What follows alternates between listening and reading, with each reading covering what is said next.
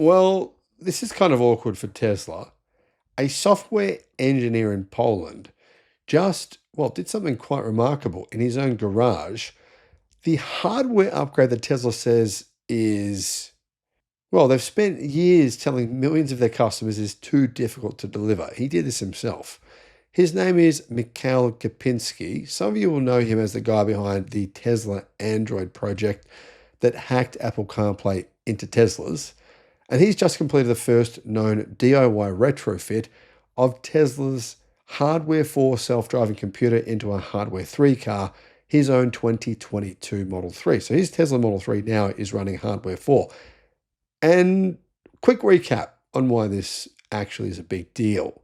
Back in 2016, Tesla publicly announced that every car it built from that point on had all the hardware needed for full self-driving.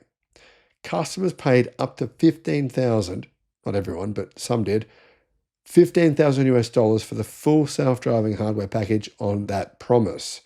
But the hardware kept falling short.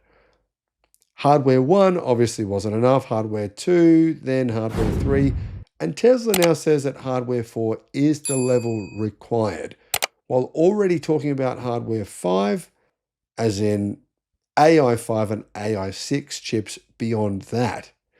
Now, Hardware 3 owners have been given a cut-down light version of full self-driving version 14, and the gap between old and new cars keeps widening.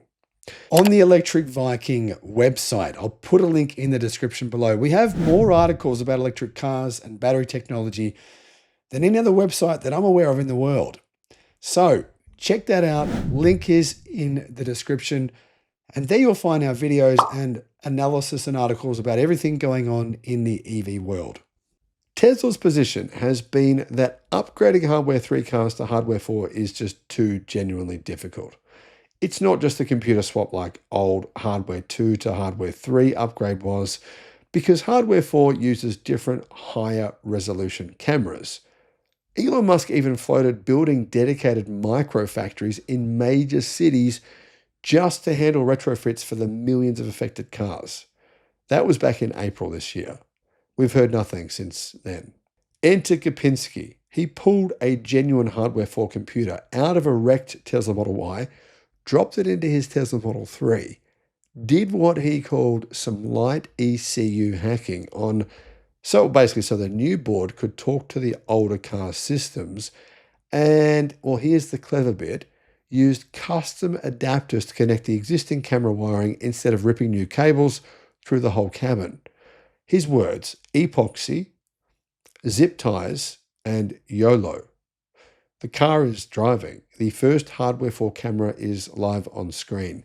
He says Tesla could have done this ages ago and offered it as a paid upgrade. Now, let's be fair to Tesla here, because one working prototype is not a service program. Kapinski himself says a proper retrofit would still mean replacing all the cameras, and there's remaining work to unlock every feature. Doing this once in a garage is very different to doing it 4 million times with warranty, liability, calibration, and safety validation all attached. And on older Model S and Model X, the cooling architecture makes it harder again. Although that said, I don't think anyone's really advocating for Tesla to do this on older Model S and Model X vehicles. But here's what this proves. The physical and electrical path from Hardware 3 to Hardware 4 exists, and it needs fewer parts than almost anyone thought. That changes this conversation, because Tesla is currently facing class action lawsuits in multiple countries over undelivered full self-driving hardware, with potential exposure estimated as high as 14 billion US dollars. And courts in several territories have already ordered compensation or free upgrades for individual owners. Tesla stopped selling full self-driving outright in January, moving to subscription only, which quietly caps future liability. If one bloke in Poland can do this with zip ties, the argument that it can't be done just got a lot weaker, I think. The question now isn't whether Tesla can upgrade these cars, it's whether it will, before the courts decide for them. What do you think about this? Let me know in the comments. Thanks for watching. Need expert advice on what car to buy, what solar system to get, what home battery to get, or potentially for your business? You can get, guys, a one-on-one consultation directly with me, 60 minutes of tailored guidance. This might help you avoid making a huge mistake spending money when you shouldn't, or potentially save you a massive amount of money. Click the link in the description below because I can assist you, and why not? The link is in the description. Thinking about getting solar, a home battery, or an EV charger? Check out Australia's best free comparison tool because it could save you a lot of money. Guys, click on the link below in the description and you can see how much you can save.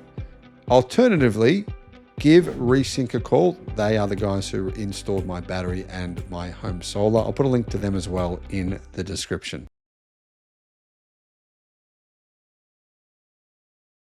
Tesla has just switched on another monster battery, and this one tells you everything about where the energy market is actually heading. A brand new 500 megawatt hour Megapack installation has officially gone live in Texas, and it's not Tesla's project. It's owned by Ørsted, the Danish energy giant, which says a lot about who's buying Tesla's batteries right now. So here are the details. The project is called Old 300 Storage, and it's located in Needville, southwest of Houston. It's a 250 megawatt, 500 megawatt hour battery energy storage system, and it's now fully connected to the ERCOT, or the ERCOT grid. That's the grid that covers most of Texas. At full output, this thing can pump 250 megawatts into the grid for 2 full hours. To put that into perspective, that's enough power to cover hundreds of thousands of homes during a peak demand event. Exactly the kinds of events that Texas have become famous for, whether that's a summer heat wave with every air conditioner running flat out, most likely, or a winter freeze like the one that nearly collapsed the entire Texas grid back in 2021. The batteries themselves were actually built at Tesla's mega factory in Lathrop, California, which is the largest utility-scale battery factory in the United States. And this is the part, guys, that I find genuinely impressive about the Megapack as a product. Each unit arrives on site with the battery modules, the inverters, the thermal management, and the controls all integrated into a single box. So it's very simple. You essentially truck it in, you drop it on a concrete pad, plug it in, and you're done. Well, there's a little bit more to it than that, but not much.